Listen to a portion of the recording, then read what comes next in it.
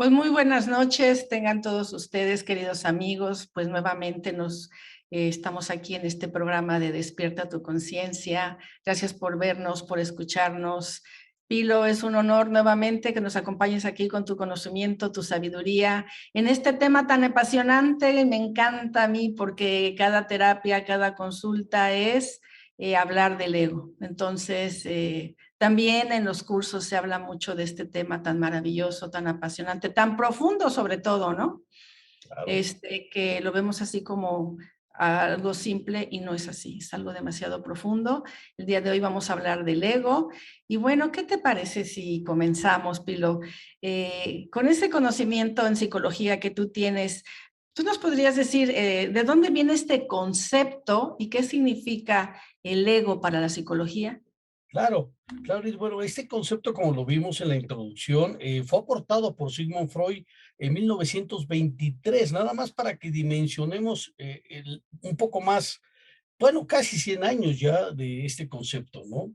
Y nos incluye como el tema de lo que nos permite interactuar entre la parte más impulsiva que tenemos como seres humanos, que es la parte instintiva que Freud le llama id, que es la parte biológica, la parte reactiva, la parte primitiva, y por supuesto nuestro super yo, superego, que es como la parte de todos los sistemas de pensamiento que tenemos arraigados por generaciones, más lo que nosotros hemos adoptado. Entonces, el ego es aquello que nos permite adaptar toda una serie de comportamientos y conductas para poder funcionar en esta sociedad de una manera más sana. Es un concepto, fíjate, que Freud nos regala, que es, digamos, es uno de los grandes maestros que la psicología ha aportado. Gracias a él se le considera ciencia, la verdad, y hay que agradecérselo siempre. Y sin embargo, el ego ha invadido, ha penetrado en otros temas, en filosofías orientales, inclusive en posturas filosóficas, posturas espirituales, por la importancia, como bien lo comentas, la importancia que tiene en todo el funcionamiento. Y es real, todos los que nos dedicamos a la psicoterapia, todos sabemos y comprendemos que parte de una estructura de pensamiento y una estructura de personalidad es la importancia del ego. Y tenemos que conocerla, tenemos que comprenderla y también tenemos que aprender a trabajar con ella. Así es, así es, Pilo. Y Bueno, bueno, en el tema espiritual y psicológico vamos a volver a integrar y conciliar este concepto que creo, Edith, sinceramente, va a dar para varios programas. claro que sí, muy profundo. Por supuesto. Pues el ego se puede ver también desde de diferentes filosofías espirituales y pues también habla un poquito de lo mismo que hablaba Freud. Por ejemplo, en la Cábala, que recoge todo este conocimiento de la sabiduría antigua y el conocimiento místico, dice que posiblemente el ego humano es un fenómeno poco comprendido, poco entendido, sin embargo es de mucha importancia, de relevante importancia.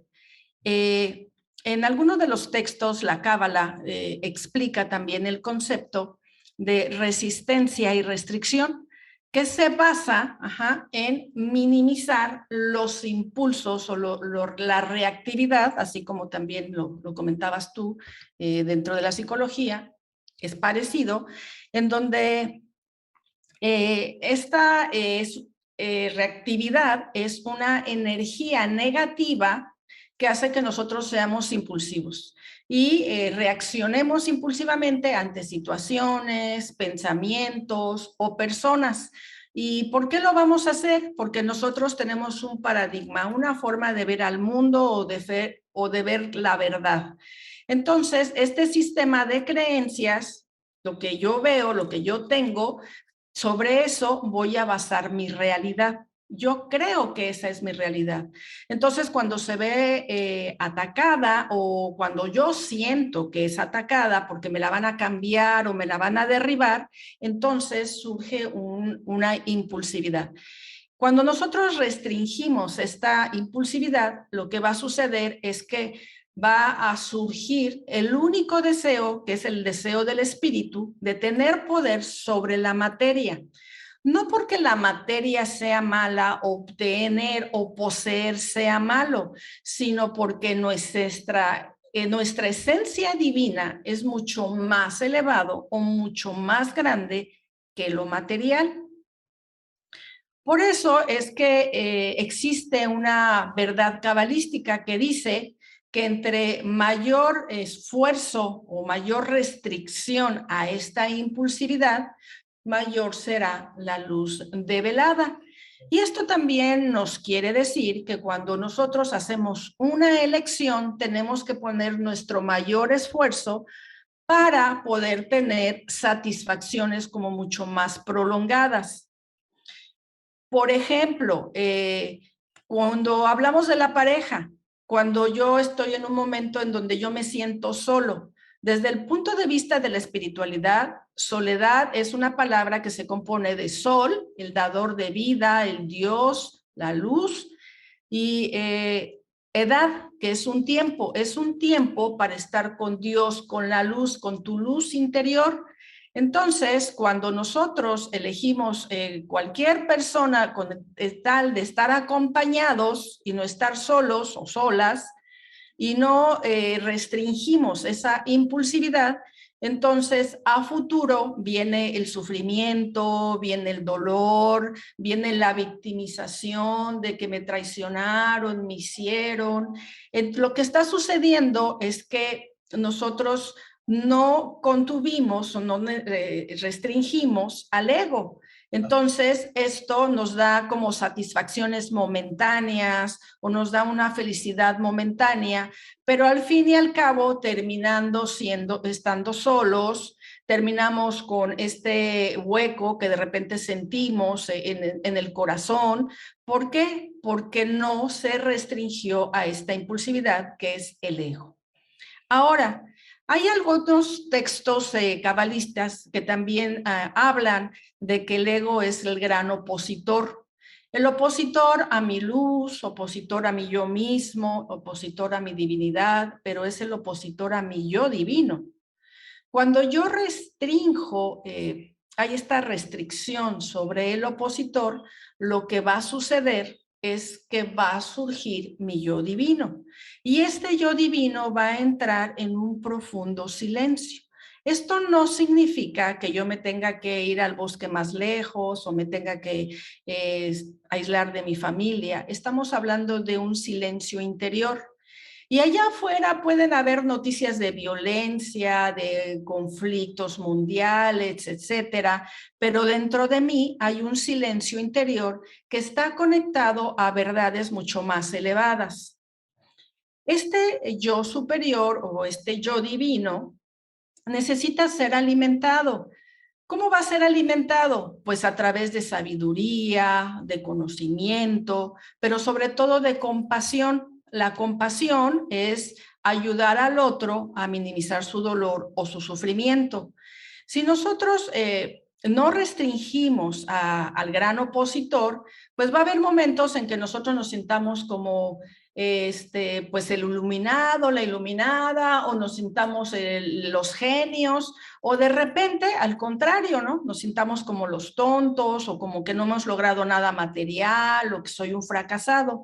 Entonces, este gran opositor te puede llevar a que te llenes de orgullo, de arrogancia, pero también te puede llevar a estados depresivos muy fuertes. Entonces, aquí el común denominador es la restricción.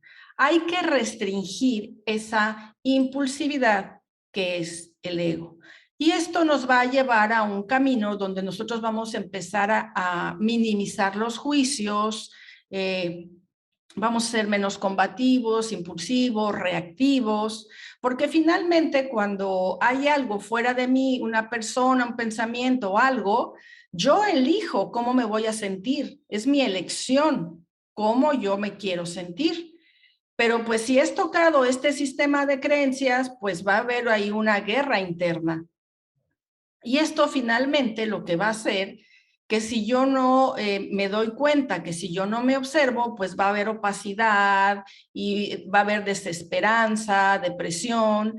Pero si yo estoy observando y estoy en alerta en esta restricción de la impulsividad, entonces yo llegaré a emular la luz o estar uno con la luz y entonces me iluminaré y saldrá mi verdadero yo espiritual. Qué, qué bonita explicación, Edith. Y fíjate que es una maravilla poder saber que cuando tú y yo aplicamos restricción y no reaccionamos en forma impulsiva como lo hacemos siempre, pues estamos siguiendo el principio de uno de los hombres catalogados como los más inteligentes del planeta, Alberto Einstein, que nos dice, si nosotros actuamos de la misma manera, siempre vamos a obtener los mismos resultados. Entonces, si quiero obtener resultados nuevos, tengo que actuar de una manera nueva. Y esta restricción tiene que ver con nuestro mayor bien, Edith, porque muchas veces reaccionamos en forma impulsiva y por supuesto nos complicamos más la vida. A veces la situación es de este tamaño de dificultad y lo hacemos así por reaccionar. Entonces, por eso la restricción es fundamental para nuestro mayor bien. Es el señor de los comerciales, ¿verdad? Yo siempre les digo a mis amigos, cuando entra la voz de alguien más, es el Ajá. señor de los que paga los comerciales. Yo creo que son todos nuestros, es que como estamos invocando a los grandes cabalistas y a Freud, yo creo que aparecieron por ahí, me quedé, de verdad. Oye, Pilo, platícame, ¿cómo se nos complica la vida cuando hay ego desde el punto de vista de la psicología? Bueno, esa es una pregunta extraordinaria porque fíjate, lo acabas de decir, Edith, justo lo acabas de decir, es el gran opositor. Si vemos la palabra ego en acróstico, por supuesto que le podemos encontrar un sentido que es el gran opositor. Y vamos a partir del maestro que nos regala el concepto de ego. Y Freud dice, el ego es el único que no es dueño en su propia casa. Esa es una frase de Freud, Wow. pero es una belleza porque no soy dueño de mí. Entonces, ¿cómo nos complica la vida? Precisamente, todos buscamos, fíjate, libertad, amor, felicidad, salud, conciencia, prosperidad, inclusive buena familia, una buena relación de pareja, todo eso.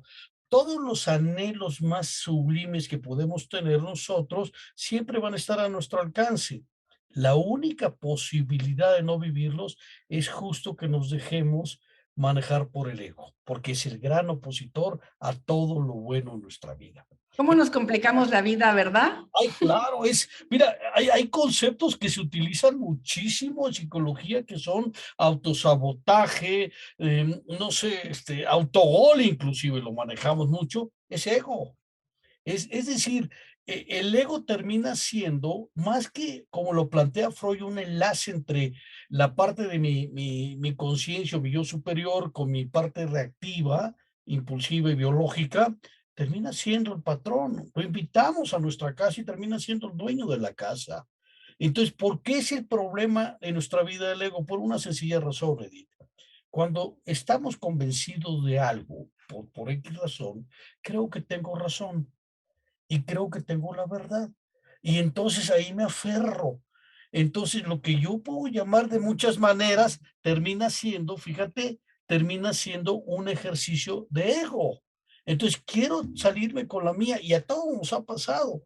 Estamos realizando algo en nuestra vida, queremos realizar algo en nuestra vida y no nos sale, no resulta, nos va mal y seguimos insistiendo porque creo que tengo la razón. La manera en que nuestro ego, como funcionamiento mental, que es importante decirlo, no tenemos un ego como tal, porque no existe como tal, como una estructura, no, existe como un funcionamiento de nuestra mente principalmente. Entonces, podemos elegir, y tú lo acabas de señalar muy bien, o decido y vivo como ego, o decido y me manejo en la conciencia, en mi ser, en mi espíritu. Cuando yo no me confundo con eso, vamos a estar claros. Y hay un indicador muy sencillo. Cuando tú y yo estamos funcionando en modo ego, nos sentimos mal desde algún lugar. Hay Claro. algún tipo de perturbación en cualquier nivel, Edith. Puede ser que esté enojado, puede ser que esté incómodo, puede ser que esté triste, puede ser que esté en cualquier manifestación que no me hace sentir en mi centro, en plenitud, es un funcionamiento por ego. Y al revés, cuando conectamos con la conciencia, con nuestro ser y todo, empezamos a tener el indicador más buscado por todos nosotros, que es la serenidad. La paz. Sí, se dice que cuando tú has tomado la decisión correcta, el que tú sepas que si fue correcta o no, es que entras en un estado de paz. Y eso se siente, Edith. A lo mejor Claro, mi así es. funcionamiento mental, lo que pasa es que vivimos en un mundo mental y que queremos y creemos tener la razón. Y muchas veces perdemos buenas experiencias de vida, inclusive complicamos o perdemos buenas relaciones personales por ego. Así es. Así es, Pilo. Desde la esencia espiritual te dicen que este sistema de creencias es lo que tú crees que eres, Claro, pero no eres eso, eres algo mucho más elevado. Y esa información o esa información que tiene que llegar a ti, esas verdades mucho más elevadas, llegan en forma de percepción, de corazonadas, de esa información en el que tú sabes que es punto y no necesitas a veces dar explicaciones o ahondar más o analizar más porque tú sabes qué es. claro. Y fíjate lo curioso, quizás nuestra intuición, nuestra alma, nuestra conciencia, la mayor parte del tiempo está en paz, está tranquilo, está todo. Quien perturba es la mente, los procesos mentales, y quizás la gran bronca para sentirnos en paz es que a veces queremos, Edith, que la vida sea de una manera, no como es. Queremos que las personas sean de una manera, no como son. Es más, Queremos tener la verdad absoluta, ¿verdad? y a veces sobre nosotros mismos. Es que yo Ajá. debería, yo tendría, y entonces nos brincamos la realidad y se nos olvida que lo que hay en el camino es el camino. Y como bien lo dices en dos letras, es, no es bueno ni malo, es. Y entonces es ahí donde podemos, desde aceptar, empezar a transformar algo. Sí, nos vamos a la conciencia. Ok. Ok. Bueno, pues a mí me gustaría que el tema del ego lo ampliáramos más a otros capítulos, porque a mí me gustaría hablar del curso de milagros y el ego, me gustaría hablar de un tema muy fuerte. Yo soy tanatóloga y últimamente llega mucha gente con mucho dolor. Porque ha perdido un ser querido. Y entonces yo me gustaría vincular el tema del ego con las pérdidas familiares, las pérdidas económicas.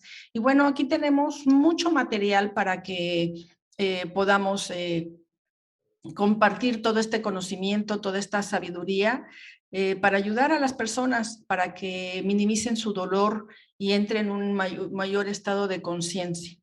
Claro, claro. ¿Cómo ves, Pilo? No, sobre todo en estos momentos, sí, donde justo ya las pérdidas toman un matiz de realidad, porque todos estamos viviendo menores o mayores pérdidas, a veces materiales, a veces de estilo de vida o modo de vida, y por supuesto pérdidas de personas importantes también. Entonces, es un tema más que oportuno, y hablar de cómo el ego puede o no permitir que la transición de la muerte la vivamos con dolor o con conciencia, por supuesto. Así es. Oye, Pilo, y a mí me preguntaban que te hiciera esta pregunta de que cómo podemos vivir ya con el ego, cómo podemos vivir mejor con el ego. Oye, es una pregunta que da como para varios programas, Edith. Ok, Porque esa pregunta es la que nos planteamos en todo proceso terapéutico, con todos los pacientes, es ¿cómo hacerle? Ahí está claro. Vamos a recordar su origen, que es justo para poder interactuar y adaptarnos de la mejor manera sin perder nuestra esencia, nuestro ser. Una de las grandes ideas es tener conciencia de que yo funciono por ego a veces. Cuando yo no me siento bien, las cosas no salen bien, es porque estoy funcionando. Le vamos a poner, como coloquialmente lo decimos, modo ego, la verdad. Fíjate que ante esa pregunta, quiero recordar a uno de los grandes maestros de la psicología, Carl Rogers, y me voy a permitir leer una idea de él que es extraordinaria para ese tema. Dice, me doy cuenta de que si fuera estable, prudente y estático, viviría en la muerte. Por consiguiente, acepto la confusión, la incertidumbre, el dolor, el miedo y los altibajos emocionales. porque ese es el precio que estoy dispuesto a pagar por una vida fluida, perpleja y excitante. Carl Rogers, uno de los Ah, grandes maestrazos también. Y fíjate, qué a esa, interesante. esa es la respuesta. Fíjate, ¿quiero tener la razón o quiero estar en paz? ¿Quiero seguir Así es, sufriendo o quiero ya estar en paz? así es. ¿Quiero dejar de posponer y lograr cosas o quiero seguirme justificando yo? Porque si justifico las limitaciones y los obstáculos, ahí van a estar. Eso es ego, es el gran opositor. Tú lo dijiste al principio y es extraordinario el acróstico. Entonces, para todo lo que tú y yo queramos lograr en la vida, tenemos que aceptar que tengo un ego y cuando no lo estoy viviendo, es que estoy en modo ego. Entonces, tengo la alternativa con la conciencia de pasarme a modo conciencia. De eso hablaremos en los siguientes programas. Y nosotros cuando hacemos meditaciones, siempre las llevo a que se pregunten qué quieren, no desde el plano material, sino desde el plano espiritual, que es qué es lo que tú quieres en la vida y Claro. qué has hecho para lograr lo que tú quieres en esa vida, en Muy esa plenitud, en esa felicidad, en eso que tú estás pidiendo, ¿no? Entonces es reconocer tu divinidad, que tú puedes pedir a tu divinidad, pero también la parte, tu parte humana, que es lo que está haciendo para que esa divinidad se manifieste en este plano. claro, claro, Y son preguntas muy profundas, Edith, que generalmente nos van a llevar a esos estados que tanto anhelamos. Hoy muchos estamos comentando el tema de la salud y es real, pero la pregunta es, ¿qué es sano para ti? ¿Para qué quieres estar sano? Y cuando viene esa pregunta, la reflexión es, pues para sentirme mejor. La verdad, no es nada sí más estar sano y sentirme mal, pues no, no, la fórmula no cuadra. quiero estar sano, pero como chatarra, o sea, no reprimo mi impulsividad, entonces hay una incoherencia. Entonces aquí es tomar conciencia de lo que estás haciendo para llegar a lo que realmente quieres. Es que fíjate qué profundidad, Edith. Cuando yo no vivo o tengo las cosas que yo requiero para mi vida, es porque yo no me las estoy dando. Me Así es. puedo mentir que estoy haciendo algo y no estoy haciendo nada. Es como querer ser vegano comiendo un día ensalada en tu vida, pues no, así no son las cosas. Así es, así es, ¿no? Y nos vamos mintiendo y también tiene que ver con los permisos que nos damos, ¿no? Que cuánto permiso nos damos a esa paz que queremos, cuánto permiso nos damos a ese bienestar, cuánto permiso nos damos a ese silencio interior para realmente lograrlo, porque pues finalmente nosotros somos los únicos que nos estamos poniendo ese pie porque no hay un permiso por falta de amor a nosotros mismos, porque ponemos propósitos materiales antes que nuestro propósito espiritual, que ya lo tratamos en la vez pasada, y no quiero confundir que lo malo sea malo, al contrario, o sea, es parte de tu vida, este cuerpo maravilloso, el templo de tu espíritu, pero siempre tenemos que recordar que el espíritu debe estar por encima de lo material. De hecho, lo está. Y si lo vemos a lo largo del tiempo, nuestros espíritus se elevan y todo lo material termina abajo de la tierra. Eso es natural. Entonces, hay que aceptarlo de esa manera, ¿no? Así es. Ok. Bueno, pues muchas gracias, Pilo. Fue un placer. Eh, Gracias por escucharnos, por vernos. Y si tienen preguntas, si tienen dudas, algún tema que quisieran que nosotros toquemos en estos espacios que finalmente son para ustedes, pues con mucho gusto aquí estaremos. Muchas gracias. Yo sigo dejando el link de mis cursos gratuitos de registros akáshicos. Creo que tú también, Porfirio. Sí, sí, sí, sí. Y muchas gracias a ti. Siempre es un placer platicar y creo que es la gran oportunidad de ir encontrando esa conciliación entre la psicología y la espiritualidad, que es parte también de una reconciliación entre nuestros hemisferios cerebrales. Es prácticamente lo mismo. Así es. Un equilibrio entre la cabeza y el corazón. También necesario en estos momentos. Pues muy buenas noches y muchas gracias. Gracias a ti, buenas noches y seguimos en contacto. Gracias.